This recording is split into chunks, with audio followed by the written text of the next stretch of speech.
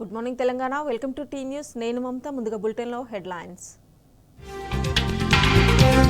మూడో రోజు రణరంగాన్ని తలపించిన గ్రామ సభలు, 6 గ్యారెంటీల అమలు మోసంపై బగ్గుమన్న జనం. లబ్ధిదారుల జాబితాలో పేర్లు లేకపోవడంపై ప్రజల కన్నెర్ర. గ్రామ సభల్లో మంత్రులు, ఎమ్మెల్యేలు, అధికారుల నిలదీత.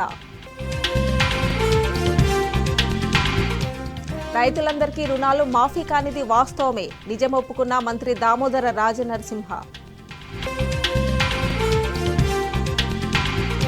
బీసీ రిజర్వేషన్ల పెంపుపై రేవంత్ సర్కార్ కాలయాపన. కామారెడ్డి డిక్లరేషన్ అమలు చేయాలని ఎమ్మెల్సీ కవిత డిమాండ్.